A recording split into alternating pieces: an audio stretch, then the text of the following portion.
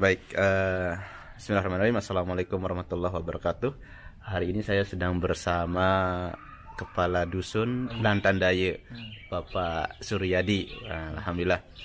Di sini saya melihat beberapa postingan beliau di Facebook melaporkan kondisi hutan yang ada khususnya di Desa Lantan ini.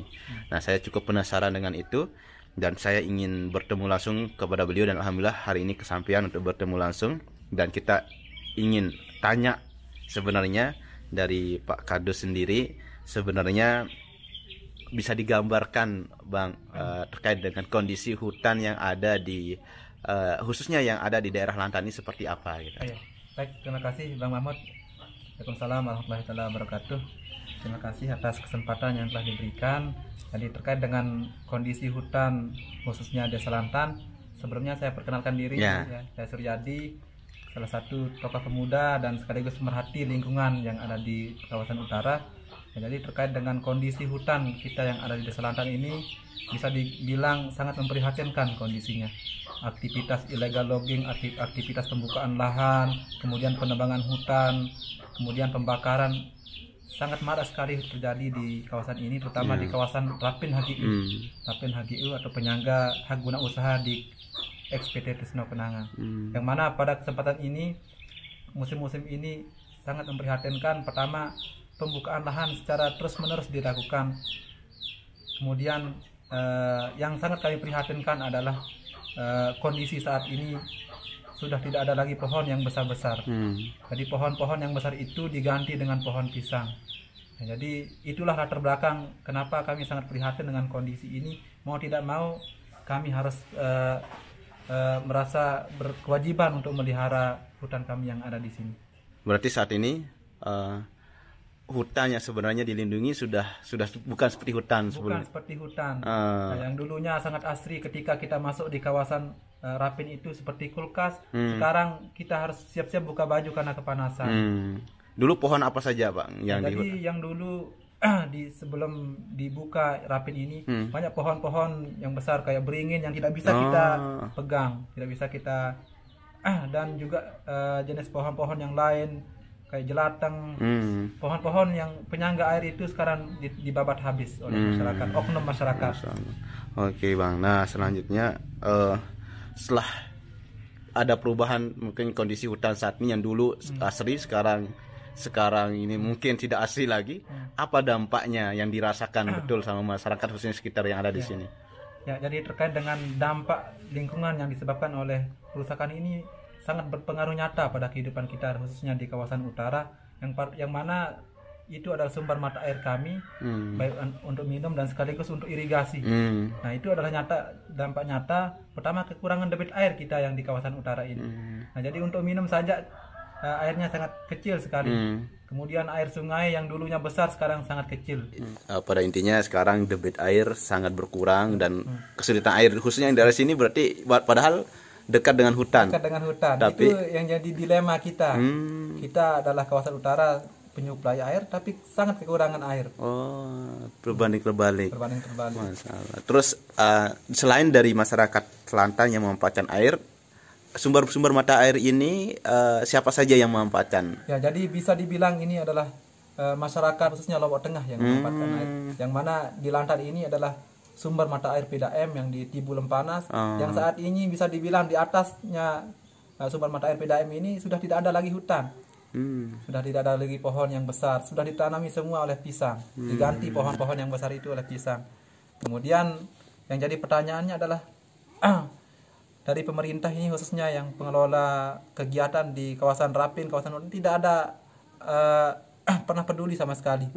Nah, jadi atas dasar itulah, kalaupun kita harus mengharapkan pemerintah yang untuk turun tangan tanpa ada aksi dari masyarakat, ya susah kita. Nah, jadi untuk mengawali itu tadi bersama masyarakat kita adakan pemasangan tapal batas kawasan yang tidak boleh diganggu-gugat oleh masyarakat. Nah, sekaligus kita lakukan penghijauan di kawasan konservasi di tebing atau di Rapin itu. Oke. Nah, selanjutnya karena ini memang namanya hutan itu adalah kan pemerintah punya peran yang sangat besar di sana. Nah, sebelumnya apakah ada koordinasi dari masyarakat, dari Pak Kadus sendiri dari pemerhati lingkungan sendiri terkait koordinasi terkait dengan kondisi hutan, apakah pernah ada koordinasi dengan pemerintah baik itu desa maupun pemerintah kabupaten sampai provinsi atau bagaimana? Ya, terkait dengan koordinasi atau perhatian pemerintah terhadap hutan ini, jadi sudah kita adakan suruh Pak Kades untuk melakukan sosialisasi kepada masyarakat, toh juga mentok hasilnya. Kemudian kita sudah coba layangkan di sosial media, pun juga mentok hasilnya, tidak ada respon dari pemerintah. Nah, jadi ini adalah sangat kami ini adalah hal yang sangat sulit bagi kami, gimana penyelesaian ini di masalah yang ini. Apakah pernah ada tanggapan dari pemerintah kabupaten atau pernah melaporkan sebelumnya kondisi hutan ini dari pemerintah kabupaten ataupun provinsi? Nah, jadi sempat kita laporkan melalui telepon, WA kepada petugas KPH khususnya, tapi dia bilang ini bukan ranahnya KPH, ini bukan ranahnya, tapi ini diambil alih oleh Pak Bupati. Kemudian kita tanya lagi dari salah satu penanggung jawab dari kabupaten, itu juga ranahnya provinsi. Jadi saling lempar. Nah, jadi kami bingung jadinya, harus gimana cara kami untuk melindungi hutan ini. Sementara ketika kita mengadu ke salah satu pihak instansi pemerintah, saling lempar. Jadi, nah terus Bang Suryadi, selanjutnya nih ke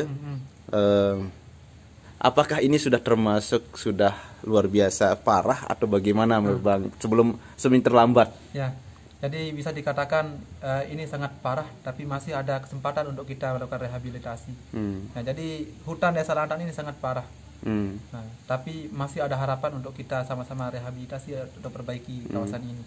Nah, jadi harapannya semua stakeholder baik dari kabupaten maupun provinsi, mari kita sama-sama untuk menjaga hutan ini, beri perhatian lebih kepada kami, karena memang ini adalah nyawa jantung kehidupan masyarakat Lombok Tengah. Jadi kalau bapak-bapak yang ada di atas, yang duduk santai di kabupaten atau di provinsi, kalau tidak perhatian dengan hal ini, maka bisa dikatakan 5-6 tahun yang akan datang sudah tidak ada lagi sumber air yang ada pada khususnya di sini maupun yang dibawa ke selatan untuk air PDAM. Oke. Ya, saya rasa itu mungkin atau ada pesan khusus untuk Pak Gubernur? Jadi Pak Gubernur mohon beri perhatian lebih pada kami kawasan utara, terutama Desa Lantan dan pada umumnya Kecamatan Batu Gudang Utara sebagai penyuplai air. Mohon ini diperhatikan, karena kami hanya menerima dampaknya, manfaatnya tidak kami terima. Baik itu untuk pembangunannya, mohonlah diarahkan untuk intervensi untuk kehutanan ini dilebihkan, sehingga bisa fungsi hutan yang dari dulunya itu tetap berfungsi sampai sekarang dan di masa yang akan datang. Harapan untuk Pak Gubernur sebagai pemimpin tertinggi di Nusa Tenggara Barat ini, jadi jangan hanya perhatiannya difokuskan ke kawasan timur di NTB yaitu Bima maupun Dompu maupun Sumbawa, tapi beri perhatian lebih pada kami yang di Lombok Tengah khususnya. Sebelum terlambat ini masih ada kesempatan untuk kita sama-sama perbaiki dan rehabilitasi. Kami harapkan Pak Gubernur bisa berkunjung ke kawasan kami. Kami akan ajak Pak Gubernur untuk keliling apa sebenarnya kondisi hutan kami yang ada di utara ini.